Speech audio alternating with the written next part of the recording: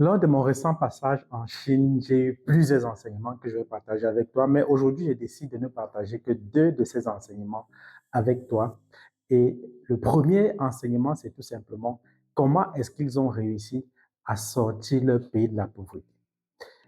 Et j'ai posé la question de savoir comment est-ce que vous définissez la pauvreté ici, et voici ce que le guide nous a donné comme réponse. Un pauvre en Chine, c'est une personne qui réussit à manger à sa faim, qui réussit à envoyer ses enfants à l'école, qui réussit à avoir un boulot, qui a une voiture et qui a une petite maison. Un pauvre, c'est une personne qui a une petite maison, une petite voiture, qui réussit à manger à sa faim, qui réussit à envoyer ses enfants à l'école, qui réussit à obtenir ce qu'il veut, quand il veut, comme il veut, selon ses moyens. Comment est-ce qu'ils ont réussi, eux les Chinois, à transformer la définition que nous savons de la pauvreté? Simplement, voici la réponse. Lorsqu'ils ont décidé de combattre la pauvreté sur une période de 30 ans, ils ont pris un échantillon. Quels sont les villages les plus pauvres de la Chine? Et ils ont décidé de se focaliser sur les villages les plus pauvres. Lorsqu'ils ont donc détecté les villages les plus pauvres, ils sont allés dans ces villages et ils ont dit, à partir d'aujourd'hui, on arrête de vous accompagner. À partir d'aujourd'hui, le gouvernement arrête de vous accompagner. Vous allez désormais ne compter sur personne d'autre que vous-même. Le gouvernement a ajouté en disant, si un membre de votre communauté a un problème, vous êtes responsables tous de ce problème du membre de cette communauté. Je prends un exemple. Si un enfant tombe malade, vous de la communauté avez l'obligation de l'accompagner afin qu'il puisse trouver la guérison. Et s'il meurt, vous êtes tenu pour responsable et vous allez répondre de vos actes auprès des juridictions chinoises. Deuxième exemple, si un membre de votre communauté va en prison pour une raison que ce soit, vous avez l'obligation d'accompagner les enfants de ce membre afin qu'ils puissent eux aussi sortir de leur situation d'inconfort. Vous allez les financer jusqu'à ce qu'ils puissent devenir autonomes. Donc, le gouvernement les a coupé les vivres parce qu'en Chine, les villes les plus riches ont l'obligation d'accompagner financièrement, matériellement les villes les plus pauvres. Le gouvernement a donc dit stop à ça. Il est inadmissible que vous soyez dans une zone où les terres sont fertiles et vous continuez à compter sur le gouvernement alors que vous pouvez pratiquer de l'agriculture et vous en sortir, devenir autonome financièrement. Alors ils ont coupé les vivres à ces villages et ils ont mis ces villages face à leurs responsabilités. Et en un an, le village le plus pauvre, qui était l'échantillon, a produit plus de 6000 tonnes de céréales. Ces 6000 tonnes de céréales, ce même village prenait 5 ans pour produire. La leçon que je tire de ce que je viens de vous apprendre maintenant, c'est simplement que lorsque vous êtes face à vos responsabilités, lorsque vous ne comptez que sur vous-même et sur personne d'autre, vous êtes beaucoup plus productif.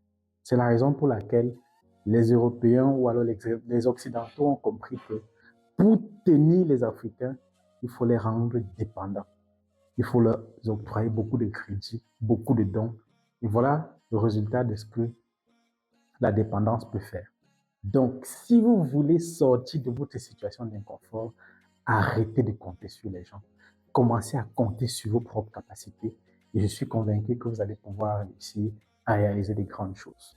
Le deuxième enseignement que j'ai reçu de la Chine, c'est qu'il y a très très longtemps, la Chine était aussi de tout petits pays, avec plusieurs langues, avec chacun sa monnaie, avec chacun ses différents tracés de route, avec chacun ses tailles de voies ferrées, de telle sorte que lorsqu'un pays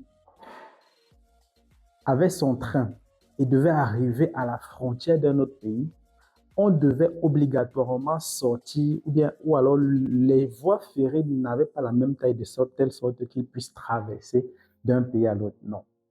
Vous deviez tout simplement sortir du train à la gare, aller dans l'autre gare, à la frontière de l'autre pays, pour continuer parce que les chemins de fer n'avaient pas la même taille. Les routes n'avaient pas la même taille.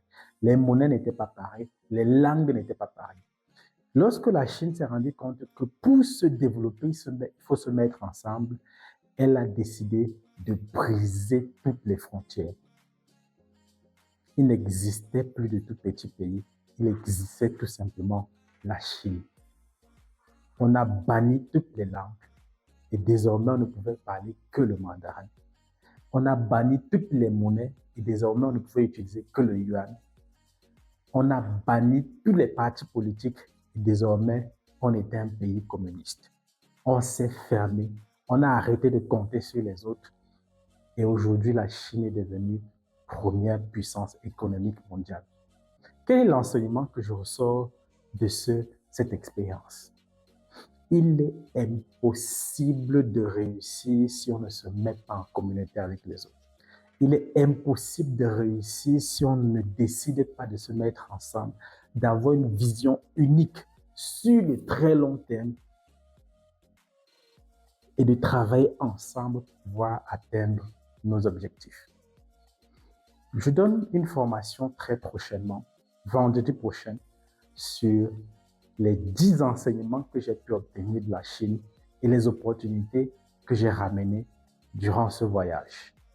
Si vous voulez faire partie de cette formation, n'hésitez pas simplement à cliquer sur le lien qui est en commentaire pour pouvoir bénéficier de cette formation qui est complètement gratuite. Elle est en ligne et donc pas de barrière. Elle va se dérouler vendredi, qui sera 20h GMT plus 1 ou alors GMT plus 1 heure d'Afrique centrale. Lorsqu'il sera 19h heure d'Afrique de l'Ouest et un peu plus, un peu moins dans les différents pays dans lesquels vous vous trouvez et donc vous suivez cette vidéo. Si vous avez aimé cette vidéo, n'hésitez pas à liker, à commenter, à partager afin que d'autres personnes puissent être inspirées. Et je vais partager avec vous les prochains enseignements dans les prochaines vidéos. À très bientôt.